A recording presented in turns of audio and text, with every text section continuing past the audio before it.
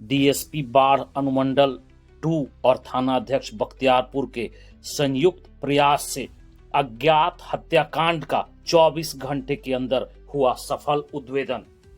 नमस्कार, प्रणाम। आप देख रहे हैं खबर जंक्शन लाइव चैनल।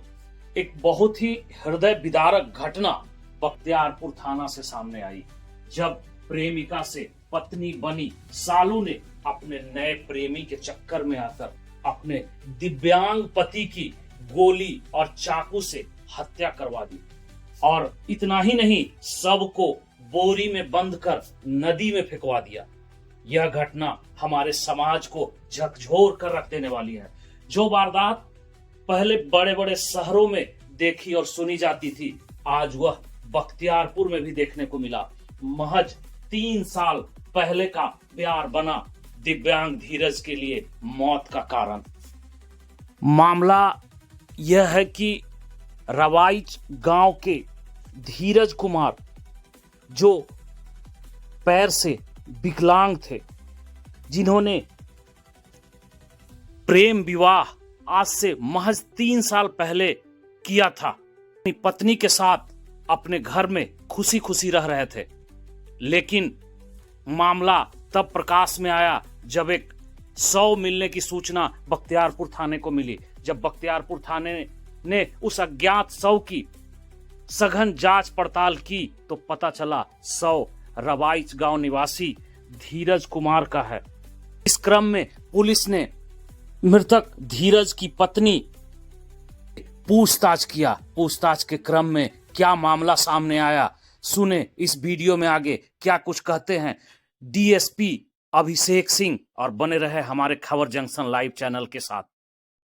7 जुलाई 2025 को बख्तियारपुर के रजौली सड़क मार्ग पर धोबा नदी पुल के पश्चिम दिशा नदी में वहां पर एक अज्ञात शव मिला। और शव की जब सूचना पर हम लोग तुरंत घटनास्थल पर पहुंचे और वहां जब शव की शिनाख्त की गई तो शव बोरे में आधा बंधा हुआ था और शव की पहचान नहीं हो पाई। और प्रथम दृष्टया हत्या का मामला प्रतीत हुआ। और कांड की गंभीरता को देखते हुए इस संबंध में वरीय पुलिस अधीक्षक महोदय पटना के अनुश्रवण एवं ग्रामीण पुलिस अधीक्षक महोदय पटना के निर्देशन में मेरे नेतृत्व में एक टीम का गठन किया गया। और गठित टीम के द्वारा लगातार इसमें मानवीय और तकनीकी अनुसंधान किया जाने लगा। और लगातार अनुसंधान के क्रम में जो युवक था जिसका शव था उसकी पहचान की गई। और जो युवक था वो रवाइच बख्तियारपुर का ही रहने वाला था और जिसका नाम था धीरज कुमार, पिता धर्मनाथ सिंह उर्फ बंटू सिंह, साकिन रवाइच बख्तियारपुर। इसके बाद कल्याण बीघा रोड में स्थित धोबा नदी पुल पर जो हम लोग अनुसंधान को आगे बढ़ाए तो वहां पर पुल पर काफी मात्रा में खून गिरा हुआ था। और अवलोकन से प्रतीत हुआ कि उसी पुल पर हत्या इस व्यक्ति की गई थी और वहां से जो नदी है, धोबा नदी जो बहती हुई आती है, उसमें फेंक दिया गया बोरे में भरकर। और इसके क्रम में हम लोग एफएसएल टीम को बुलाकर साक्ष्य संकलन वहां करवाए। और अगरतर मानवीय और तकनीकी अनुसंधान के क्रम में परिवार के लोगों की भूमिका संदिग्ध पाई गई और इसी क्रम में अनुसंधान किया जाने लगा। अनुसंधान के क्रम में मृतक की पत्नी का अन्य व्यक्ति से संबंध होने की बात पता चली तथा पत्नी के द्वारा पुलिस को न तो पति की कोई गुमशुदगी की सूचना दी गई तथा पूछताछ करने पर भी सहयोग नहीं किया गया।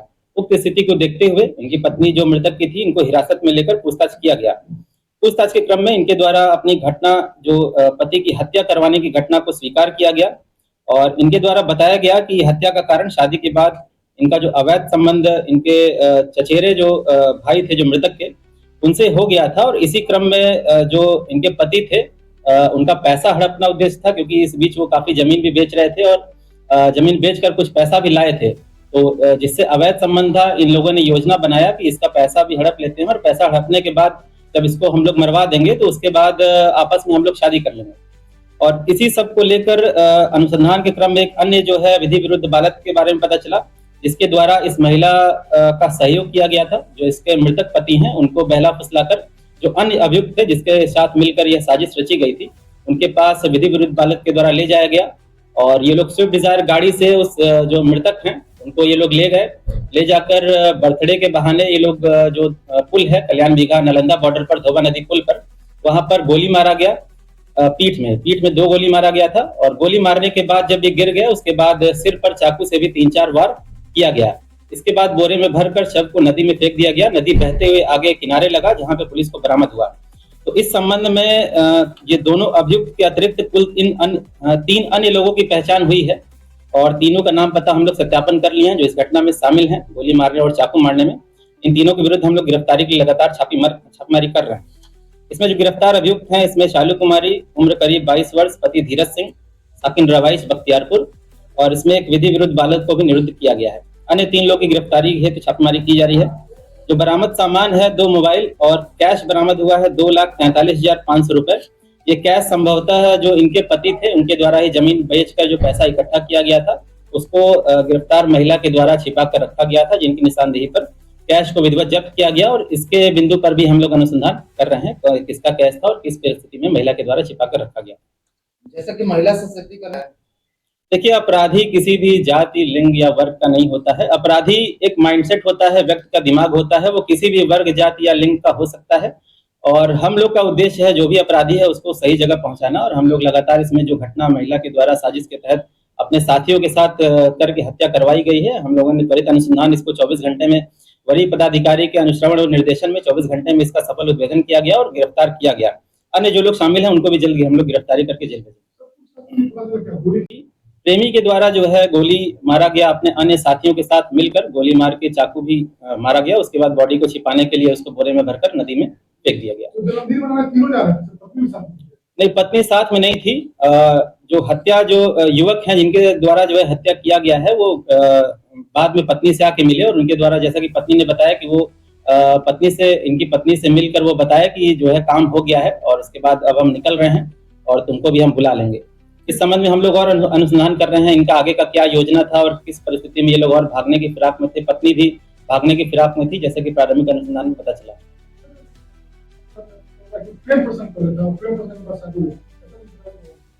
देखिए, जो महिला हैं इनके द्वारा बताया गया कि इनके जो पति धीरज कुमार हैं, इनसे ये प्रेम प्रसंग में शादी हुआ था। शादी के 3 महीने तक ये लोग बाहर रहे, परिवार के विरुद्ध जाकर शादी किया गया था, जैसा कि महिला के द्वारा बताया गया।